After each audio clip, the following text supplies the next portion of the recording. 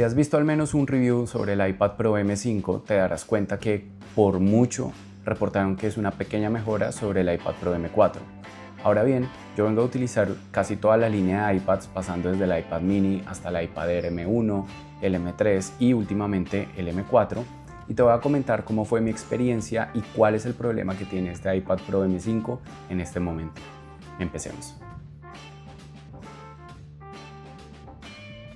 No te voy a mentir, para darle un toque de diferenciación mayor a este review, opté por la versión de 1 TB de almacenamiento con el fin de poder acceder a la pantalla nanotexturizada. En pocas palabras, esta pantalla nanotexturizada lo que requiere es un tratamiento químico para la pantalla normal, de tal manera que los rayos de la luz no van a reflejar de la misma proporción que lo haría una pantalla normal y por ende puedes utilizar la pantalla incluso si tienes una ventana demasiado grande o muy luminosa detrás de ti o si estás trabajando al aire libre.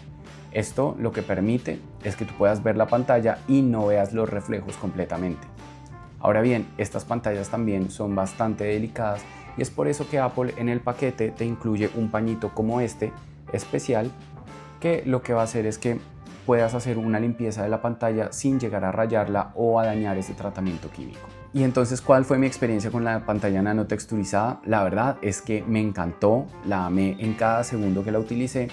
y siento que en realidad me fue muy bien con el tema de los colores, con el tema de la definición, porque eso se supone que podrían ser puntos negativos y donde yo realmente noté una pequeña diferencia fue en la profundidad de los negros, ya que se ven un poquito más grises, pero no es nada grave porque al fondo sigue siendo una pantalla Tandem OLED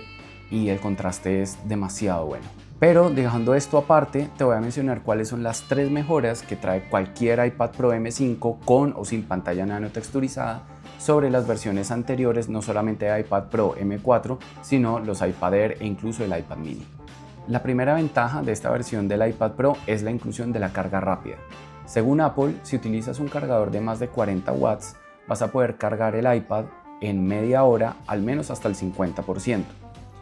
En mis pruebas, como puedes ver en este momento, lo que hice fue poner el iPad Pro M4 y el M5, ambos descargados, ambos en cero, a cargar con el mismo cargador y podrás darte cuenta que tras media hora alcanzó un 51% el iPad Pro M5, mientras que el M4 solamente un 37%. Es cierto que la carga ahora es más rápida, pero en mi opinión no te va a cambiar la vida, no es el doble de rápido y por eso yo creería o lo definiría más como un incremento de calidad de vida para el usuario del iPad Pro, pero no es una razón suficiente de ninguna manera para que compres este iPad solamente por esta característica.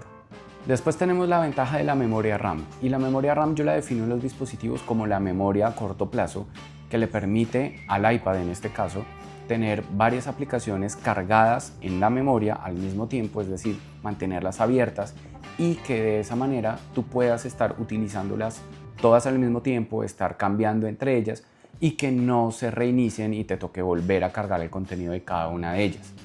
En este caso, como yo tenía la versión de 1 TB, este chip M5 viene con 16 GB de RAM. Sin embargo, si hubiera optado por una versión de 512 o 256 GB, me hubieran dado 12 GB. Y en las versiones de iPad Pro M4 o todos los iPad Air anteriores que tienen un chip de la línea M, reciben 8 GB de memoria RAM. Entonces, la pregunta que vale la pena hacerse acá, ¿esas 16 GB se nota? O sea, ¿se nota la diferencia en un iPad? ¿Es diferente a un computador? La verdad es que yo noté muy poca diferencia. Estuve, digamos, utilizando muchas aplicaciones al mismo tiempo para ver si lograba ver la diferencia, para ver si podía lograr que alguna de esas aplicaciones se reiniciara y en realidad creo que sí lo hace, sí se reinician, por lo tanto no se nota demasiado esa diferencia entre las 8 GB y las 16, aunque en el papel suena al doble. Yo la verdad no lo noté demasiado y por ende creo que puedo concluir que no es una razón para hacer una actualización si tienes un iPad Air o un iPad mini solamente por las 16 GB de RAM y que salvo que seas una persona que va a estar utilizándolo para editar fotos, editar videos de manera profesional con cámaras profesionales que valen miles de dólares y tienes archivos demasiado pesados o estar haciendo renders en 3D o cosas similares, salvo esas personas, pues las 8 GB con las que vienen todos los iPads mini, Air y Pro anteriores van a ser más que suficientes y no va a valer la pena actualizar solamente por eso. Y la última mejora en realidad tiene que ver con el chip M5 como tal. Aparte de recibir la típica actualización y mejora de rendimiento en la CPU de entre el 10, 15 o hasta 20%, donde realmente vamos a ver una diferencia es en la GPU. Y resulta que aquí vamos a tener dos divisiones. La primera es que el rendimiento de la GPU como tal va a ser hasta 40% más rápido en comparación al M4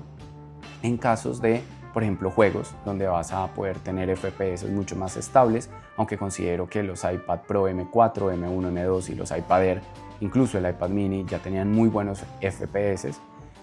Pero en la parte de inteligencia artificial, que es la segunda división, va a tener una gran mejora porque cada uno de los núcleos de esta GPU van a tener unos aceleradores neuronales que, precisamente como su nombre lo dice, van a acelerar las tareas de inteligencia artificial, por lo cual si quieres descargar algún modelo en el iPad va a correr mucho más rápido, o si quieres utilizar muchísimo las herramientas de Apple Intelligence, que en este momento son muy incipientes y están un poco crudas, pero que en el futuro van a estar desarrolladas, entonces este es el iPad que te va a permitir sacarle mucho más provecho a ese tema. Sin embargo, en el presente no es algo que puedas aprovechar de a mucho, y por esto pues no vale la pena en este momento solamente actualizar por el M5. Pero entonces, con todas estas mejoras que te acabo de mencionar, donde te digo qué es lo nuevo, pero al mismo tiempo te cuento por qué no es tan relevante, puedes ver cuál es el problema del iPad Pro M5. Y es que no es algo innato en el M5, sino que es la existencia del M4, del M2, del M1, de los iPad Air, que cada día son más poderosos y también comparten la línea de chips M, y es que el iPad Pro en este momento comparte demasiadas similitudes con los iPads anteriores, y es por eso que si tú te puedes conseguir, por ejemplo, un iPad Pro M4 y ahorrarte mucho dinero, pues no va a tener mucho sentido que te vayas por un M5. Te puedes ir por un M5 solamente si quieres tener lo último, solamente si la inteligencia artificial para ti es lo que más importa a la hora de elegir un dispositivo, pero salvo ese tipo de elecciones muy puntuales, el iPad Pro M4 va a cumplir con todo eso que necesitas, e incluso si necesitas las 16 GB de RAM, el iPad Pro M4 de 1 TB y 2 TB también tienen esas 16 GB. Entonces creo que esa es mi conclusión. Gracias por haber llegado hasta acá. Suscríbete si quieres ver muchos más videos sobre el iPad, sobre Apple y aprender a utilizarlos.